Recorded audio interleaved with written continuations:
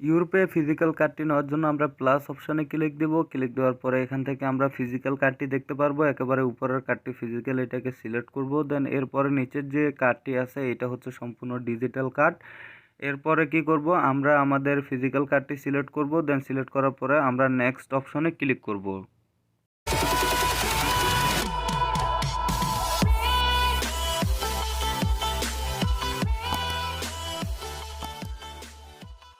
Hello বন্ধুরা, আসসালামু আলাইকুম রহমতুল্লাহি ওয়া বারাকাতুহু। কেমন আছেন আপনারা সবাই? আশা করি অনেক ভালো আছেন। তো আজকের ভিডিওটিতে আমি আপনাদেরকে দেখাবো যে কিভাবে আপনারা ইউরোপে যে নতুন ফিজিক্যাল কার্ডটি এসেছে সেইটা নেবেন। অ্যান্ড আমি আপনাদের সবাইকে অনুরোধ করব যে ভিডিওটি শেষ পর্যন্ত না দেখে দেন ভিডিওটি কেটে দেবেন না, কারণ এই ভিডিওটিতে সম্পূর্ণ প্রসেসটি দেখানোর পাশাপাশি আমি কিছু আপনাদেরকে ইনফরমেশন দেব। কারণ ইনফরমেশনগুলো যদি না জানেন তাহলে আপনারা কার্ডটি নিয়ে কোনো লাভ হবে না, কারণ এই কার্ডটি নেওয়ার পরে তাহলে আপনারা সবাই কিন্তু আফসোস করবেন যে আমরা কেন কার্ডটি নিই। কার্ডটি নেওয়ার জন্য আমরা এখানে কার্ড অপশানে ক্লিক দিব। কার্ড অপশানে ক্লিক দেওয়ার পরে এখানে আমাদের নতুন যে ডিজিটাল কার্ডটি আছে সেটা শো করাবে। এটা হচ্ছে আমাদের মানে এর আগে যে ডিজিটাল কার্ডটি সেইটি। নতুন কার্ডটি নেওয়ার জন্য আমরা এইখানে উপরের প্লাস আইকনটিতে ক্লিক করব। এখানে ক্লিক করবেন। ক্লিক করার পরে এখানে আপনারা দেখতে পাচ্ছেন যে নতুন একটা কার্ড কিন্তু এখানে অ্যাড হয়েছে। এখানে কার্ড টাইপ দেখাচ্ছে, এটা দেখেন ফিজিক্যাল কার্ড লেখা আছে। অ্যান্ড এইটা হচ্ছে ডিজিটাল কার্ড। ফিজিক্যাল কার্ডটি হচ্ছে অর্থাৎ এই কার্ডটি আপনারা হাতে পাবেন। এটা আপনারা এটিএম কার্ড অর্থাৎ এটিএম বুথে ব্যবহার করতে পারবেন। এখান থেকে আমরা কার্ডটিকে সিলেক্ট করব। দেন নিচে আসার পরে এখানে নেক্সট অপশনে ক্লিক করব। নেক্সট অপশনে ক্লিক করার পরে এখানে দেখতে পাচ্ছেন যে এখানে সিটি দেওয়া আছে। তো এখান থেকে আপনারা যেই সিটিতে আসেন সেই সিটিটা এখান থেকে সিলেক্ট করবেন। তো আমি এখানে রিয়াদে আছি। আপনারা যদি মক্কায় থাকেন, দাম্মাম থাকেন, এরপরে আল কাসিম থাকেন, ওইগুলো আপনারা এখান থেকে সিলেক্ট করবেন। এখান থেকে আমি রিয়াদটা সিলেক্ট করে দিচ্ছি। রিয়াদ একেবারে লাস্টে আছে, তো আমরা এখান থেকে রিয়াদ সিলেক্ট করে দেব। দেওয়ার পরে দেন আমরা নেক্সট অপশনে ক্লিক দিব। তো এখানে নেক্সটে ক্লিক দেওয়ার পরে এখানে দেখেন এই কার্ডটি নেওয়ার জন্য আমাদের কাছ থেকে 30 রিয়াল ফিস কাটতেছে, আর হচ্ছে 4.5 রিয়াল ব্যাট কাটতেছে। টোটালি 34 রিয়াল 50 হালালা কাটতেছে। এরপরে আমরা কি করব, এখান থেকে পে অপশানে ক্লিক দিব। পে অপশানে ক্লিক দেওয়ার পরে আমাদের কাছ থেকে 34.5 রিয়াল কাটিয়ে রাখা হবে। এরপরে আমাদেরকে বলা হবে আমাদের কার্ডের, আমরা এখানে আমাদের পিন দিব।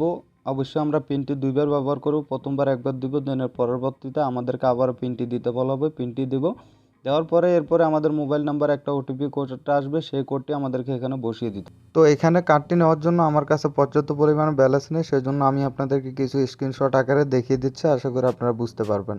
তো এর পরের স্টেপটিতে আসার পরে দেখেন আমাদের কার্ডটি অর্ডার করা কমপ্লিট হয়ে গেছে অ্যান্ড থ্যাঙ্কস জানাচ্ছে।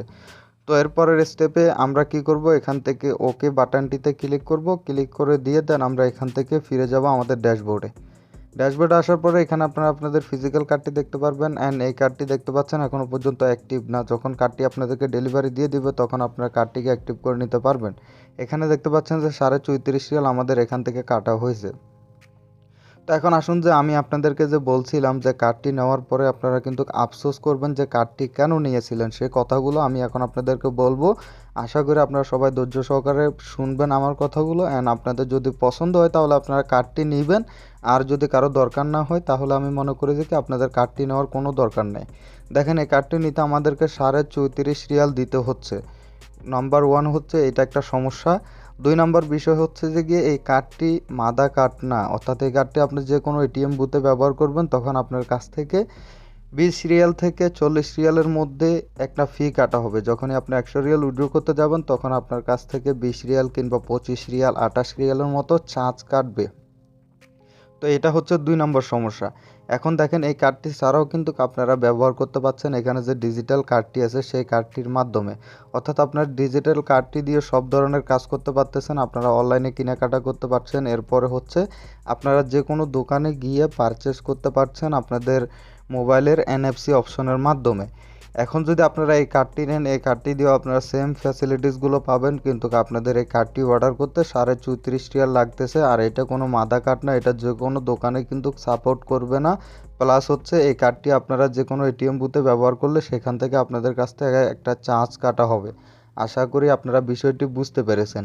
আরও একটি বিষয় যে অন্য অন্য কোম্পানিরা কিন্তু কার্ডগুলো ফ্রিতে দিচ্ছে, সেই ক্ষেত্রে ইউরপে কেন কার্ডটিকে তারা পে হিসেবে রাখছে আমি আসলে ঠিক বুঝতে পারতেছি না। তারা কেন এই কার্ডটিকে দিছে, তো দিছে তারা 38 রিয়াল মানে অর্থাৎ 34.5 রিয়ালের মধ্যে রাখছে কার্ডটার দাম।